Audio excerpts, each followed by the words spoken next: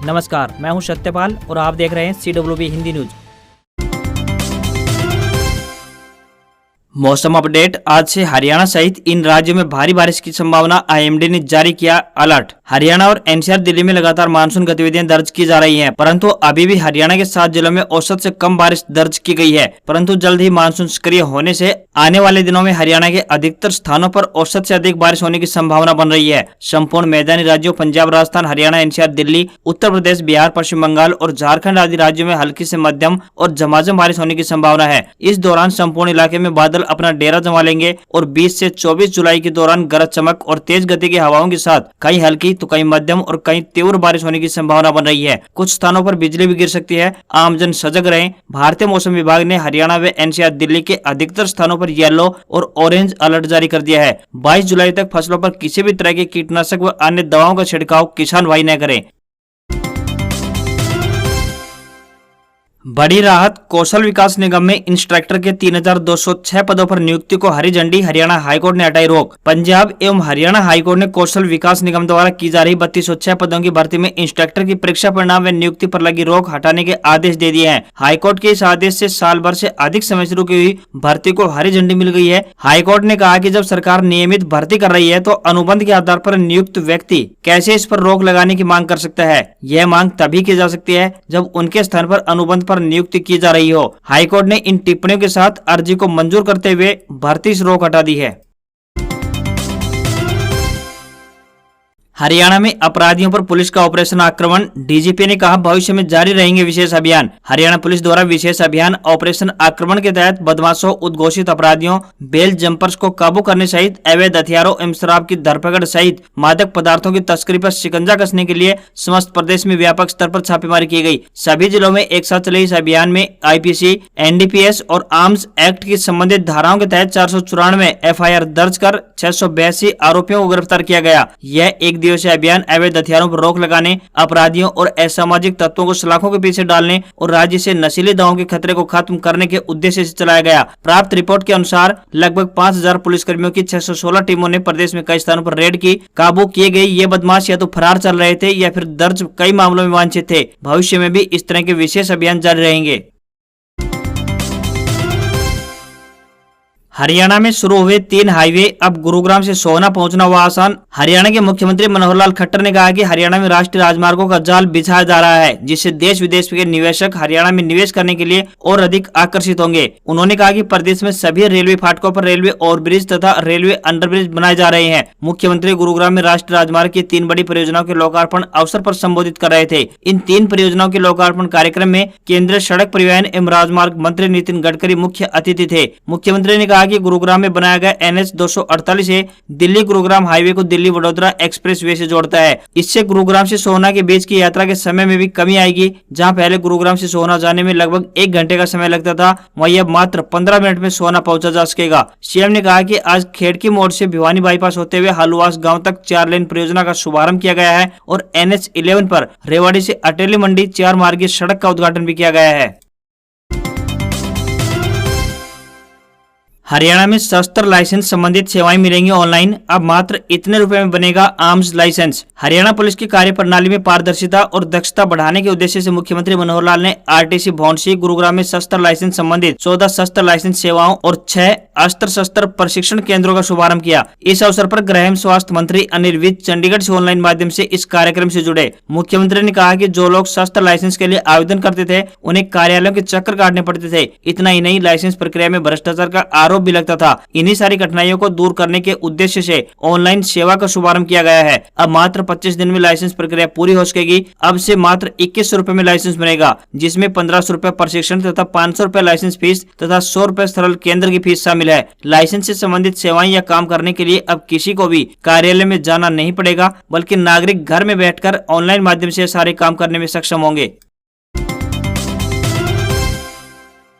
Haryana board update 21 जुलाई से live होंगे 10वीं व 12वीं की ओपन परीक्षा के एडमिट कार्ड। हरियाणा विद्यालय शिक्षा बोर्ड द्वारा सेकेंडरी व सीनियर सेकेंडरी शैक्षिक मुक्त विद्यालय एक विषय की एक दिवसीय परीक्षा जुलाई 2022 कंपार्टमेंट आंशिक अंक सुधार अतिरिक्त विषय के एडमिट कार्ड 21 जुलाई से बोर्ड की आधिकारिक वेबसाइट पर उपलब्ध होंगे। यह जानकारी बोर्ड अध्यक्ष डॉक्टर जगबीर सिंह ने दी। सेकेंडरी व सीनियर सेकेंडरी शैक्षिक मुक्त विद्यालय एक विषय की एक दिवसीय परीक्षा 31 जुलाई रविवार को संचालित होगी।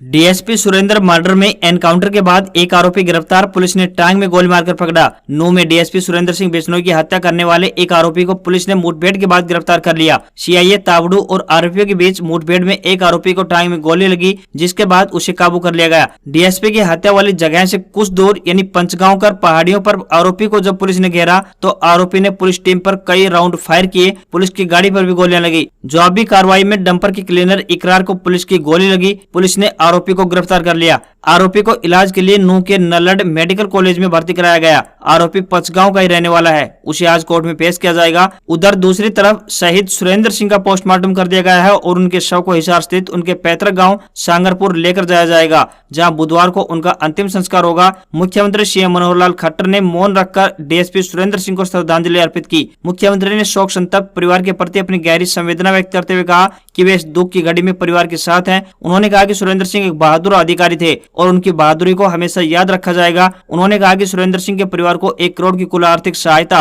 और सरकारी नौकरी दी जाएगी। मुख्यमंत्री ने परिवार को आश्वस्त किया कि इस मामले में शामिल दोषियों को बिल्कुल भी बख्शा नहीं जाएगा। डीएसपी मर्डर के बाद निशाने पर गठबंधन सरकार, अभय चौटाला बोले पूरे प्रदेश में भय और आतंक का माहौल। इनेलो के प्रधान महासचिव एवं एलनाबाद के विधायक अभय सिंह चौटाला ने मंगलवार को जिला नूंह के तावड़ू में अवैध खनन माफिया द्वारा हरियाणा पुलिस के डीएसपी सुरेंद्र सिंह बिश्नोई की डंपर से सरेआम बेरहमी से कुचलकर हत्या किए जाने की भर्त्सना करते हुए कहा कि प्रदेश की भाजपा गठबंधन सरकार प्रदेश को संभालने में पूरी तरह से नकारा साबित हुई है। एक पुलिस अफसर की दिन दहाड़े हत्या मतलब पूरे प्रदेश में गुंडा राज है। भाजपा गठबंधन को सत्ता में रहने का कोई अधिकार नहीं रह गया है। गुंडों और माफिया को कानून का कोई डर नहीं है और प्रदेश में चारों तरफ आतंक फैला रखा है। प्रदेश में हर रोज हत्या, लूट और डकैती के मामले इतने बढ़ चुके हैं कि आम आदमी डर के साए में जी रहा है और उसका घर से निकलना दूभर हो गया है।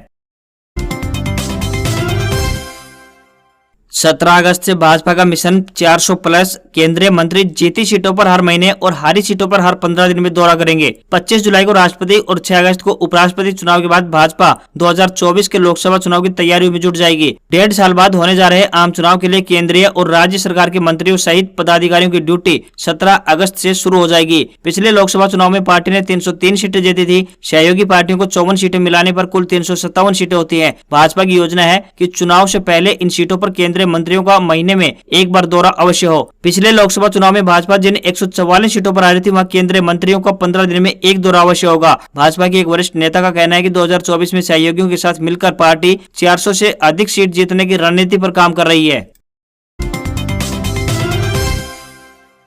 पैंगोंग झील के पास ड्रैगन की नई साजिश, लद्दाख बॉर्डर पर सैन्य अभ्यास कर रही चाइनीज आर्मी। वीडियो आया सामने। पूर्वी लद्दाख में जहां एक और चीन सीमा विवाद को सुलझाने के लिए भारत से बात कर रहा है, वहीं दूसरी ओर पैंगोंग त्सो झील के पास चीन की पीपुल्स लिबरेशन आर्मी यानी पीएलए युद्ध की तैयारियों में जुटी हुई है। पैंगोंग झील के पास पीएलए के सैन्य अभ्यास का एक वीडियो सामने आया है। 2 दिन पहले ही भारत और चीन के बीच सीमा विवाद को हल करने के लिए लद्दाख के चुशुल मोल्दो में बैठक हुई थी। रक्षा मंत्रालय के मुताबिक इस मीटिंग में दोनों पक्ष सैन्य और राजनयिक माध्यमों से बातचीत जारी रखने और बाकी मुद्दों को आपसी समझबूझ से हल करने पर सहमत हुए थे। हालांकि इस वीडियो ने एक बार फिर से चीन के नापाक इरादों को उजागर कर दिया है। जून 2020 में चीन और भारत के बीच गलवान घाटी में हिंसक झड़पें हुई थी, जिसमें भारत और चीन दोनों के सैनिक मारे गए थे। इस घटना के बाद 15 से ज्यादा दौर की शांति वार्ता हो चुकी है, मगर अभी तक दोनों के बीच सुलह नहीं हो पाई है। पैंगोंग त्सो झील का एक भाग तिब्बत और एक भाग लद्दाख में है। सीमा के दोनों ओर करीब 50,000 से 60,000 सैनिक जमा है। रिकॉर्ड निचले स्तर पर रुपया, पहली बार 80 के पार हुआ रुपया। डॉलर के मुकाबले 4 पैसे कमजोर होकर 80 रुपए 1 पैसे पर पहुंचा। रुपए ने 19 जुलाई को रिकॉर्ड निचला स्तर छुआ और ये 80 के पार खुला। इससे ठीक एक दिन पहले डॉलर के मुकाबले रुपया 79 रुपए 97 पैसे पर बंद हुआ था। पिछले एक महीने में रुपया 2% से भी ज्यादा टूट चुका है। वहीं एक साल में रुपया डॉलर के मुकाबले 7.4% नीचे गिर गया है। वित्त मंत्री निर्मला सीतारमण ने लोकसभा में रुपए के टूटने के कारण बताए। उन्होंने कहा रूस यूक्रेन जंग जैसे ग्लोबल फैक्टर कच्चे तेल की कीमतों में बढ़ोतरी बढ़ोतरी और ग्लोबल फाइनेंशियल कंडीशंस का कड़ा होना अमेरिकी डॉलर के मुकाबले भारतीय रुपए के कमजोर होने के प्रमुख कारण है। करेंसी के उतार चढ़ाव के कई कारण होते हैं। डॉलर की तुलना में किसी भी अन्य करेंसी की वैल्यू घटे तो उसे उस करेंसी का गिरना या टूटना या फिर कमजोर होना कहते हैं और अंग्रेजी में कहते हैं इसे करेंसी डेप्रिसिएशन। जीएसटी का साइड इफेक्ट, महंगा हुआ अमूल दही लस्सी छाछ। सरकार ने जीएसटी में बढ़ोतरी का फैसला कर आम जनता को महंगाई के बोझ तले दबा दिया है। जीएसटी काउंसिल ने पैकेट वाले खाद्य पदार्थों को जीएसटी के दायरे में लाते हुए उस पर 5% जीएसटी लगाने का बड़ा फैसला किया, जिसके बाद से अब उसका साइड इफेक्ट दिखने लगा है। 18 जुलाई से जीएसटी की नई दरें लागू हो चुकी हैं। ठीक उसके बाद अब महंगाई का असर आम जनता तक पहुंचने लगा है। अमूल ने अपने मिल्क और मिल्क प्रोडक्ट के दाम में बढ़ोतरी कर दिया है। हालांकि अभी दूध के दाम नहीं बढ़ाए हैं, लेकिन कंपनी का कहना है कि जल्द ही इसमें भी बढ़ोतरी की जा सकती है। अमूल ने फ्लेवर दूध, दही, छाछ, लस्सी के दाम में बढ़ोतरी का बड़ा फैसला किया है। 19 जुलाई से अमूल की दही और लस्सी छाछ महंगी हो गई है। दिल्ली एनसीआर की बात करें तो अब आपको अमूल की 200 ग्राम वाली दही 16 रुपए की बजाय 17 रुपए में मिलेगी। वहीं 400 ग्राम वाले दही के पैकेट की कीमत 30 रुपए की जगह 32 रुपए हो गई है, जबकि 1 किलो वाले दही के लिए अब आपको 65 के बजाय 69 रुपए चुकाने होंगे। इसी तरह से छाछ अब आपको 10 रुपए के बजाय 11 रुपए में मिलेगा। इसी तरह से अमूल फ्लेवर्ड मिल्क की बोतल 20 के बजाय 22 रुपए की मिलेगी। गृह मंत्री अनिल विज और एडीजी अलग अलग बातें क्यों बोल रहे हैं? हरियाणा में खनन माफिया कितने बेखौफ है उसका आज प्रमाण मिल गया है। 4 महीने बाद रिटायर हो रहे एक पुलिस अफसर ने सिर्फ अपनी ड्यूटी निभाने की कोशिश की तो उसे खनन माफिया ने डंपर से कुचल डाला। हरियाणा के जिस नूह जिले में यह वारदात हुई है वह राष्ट्रीय राजधानी दिल्ली से ज्यादा दूर नहीं है। इस घटना ने न सिर्फ राज्य की कानून व्यवस्था पर सवाल उठाया है, बल्कि खनन माफिया के पूरे देश में बेखौफ होने का एक और सबूत पेश किया है, क्योंकि दूसरे राज्य में ऐसी घटनाएं पहले भी हो चुकी है जिसमें खनन माफियाओं ने पुलिस अफसरों को कुचलने में जरा भी हिचकिचाहट नहीं दिखाई। लेकिन दिक्कत यह है कि इतने गंभीर मामले पर भी हरियाणा पुलिस के आला अधिकारी और राज्य के गृह मंत्री बयानों में तालमेल की कमी नजर आ रही है। हरियाणा के गृह मंत्री और राज्य पुलिस के एडीजी की बातों में जरा अंतर नजर आ रहा है। साउथ रेंज के आईजी एडीजी रवि किरण ने घटना के बारे में कहा कि वे गुप्त सूचना के आधार पर औचक निरीक्षण के लिए आए थे, बिना बैकअप फोर्स के आए थे। शायद उनके पास इसके लिए यानी फोर्स जुटाने के लिए समय नहीं रहा होगा। आरोपी ने उन्हें कुचल दिया, किसी हथियार का इस्तेमाल नहीं हुआ है। जबकि दूसरी तरफ बात करें हरियाणा के गृह मंत्री अनिल विज की, तो उन्होंने कहा कि जब डीएसपी की हत्या की गई थी तब उनके साथ पूरी पुलिस फोर्स टीम मौजूद थी। वे वहां पर छापा डालने के लिए गए थे। हरियाणा डीजीपी पहुंचने वाले हैं और पूरी घटना पर नजदीकी नजर रखे हुए हैं। सवाल उठता है कि जब पूरी टीम उनके साथ थी तो आरोपी भागने में कैसे सफल हो गया? बहरहाल हरियाणा के गृह मंत्री ने कहा कि हमने पहले से सिस्टम को सख्त कर दिया है। अगर सिस्टम इतना ही सख्त था तो उस डंपर ड्राइवर के हाथ पुलिस वाले को कुचलते समय कांपे क्यों नहीं? इस मामले में हरियाणा के मुख्यमंत्री मनोहर लाल खट्टर पहले ही शोकाकुल परिवार के प्रति अपनी संवेदनाएं जाहिर कर चुके हैं। रेवाड़ी एम्स अपडेट, अगस्त में केंद्र सरकार के नाम होगी किसानों की जमीन, इसके बाद कराया जाएगा एम्स का शिलान्यास। केंद्र सरकार की महत्वाकांक्षी परियोजना एम्स को मूर्त रूप देने के लिए माजरा में भू मालिकों की जमीन का एक बड़ा हिस्सा प्रदेश सरकार के नाम हो चुका है। मंगलवार तक 400 से अधिक भू मालिकों की जमीन सरकार के नाम हो चुकी थी। बचे हुए लगभग 80 भू मालिकों की जमीन अभी सरकार के नाम होना शेष है। इसके लिए एम्स निर्माण समिति के पदाधिकारी लगातार बाहर रह रहे भू मालिकों के संपर्क बनाए हुए हैं। अगस्त महीने में इस जमीन के केंद्र सरकार के नाम होने की पूरी संभावनाएं बन रही है। अब उन्हीं लोगों की रजिस्ट्री होना शेष है जो बाहर रह रहे हैं। इनमें कुछ जमीन मालिक सेना में कार्यरत हैं, छुट्टी नहीं मिलने के कारण उन्हें आने में देरी हो रही है। कुछ जमीनें गांव की उन बहन बेटियों के नाम है जो अपने ससुराल में रह रही हैं। कुछ जमीन मालिक दूर दराज रह रहे हैं, जिसके बाद एम्स निर्माण की प्रक्रिया शुरू हो जाएगी।